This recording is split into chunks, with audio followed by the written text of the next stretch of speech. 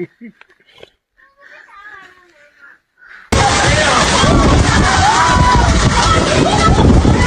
my goodness! Oh!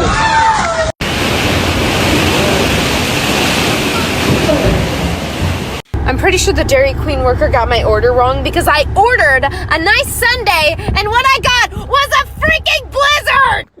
What's with all that racket outside, huh?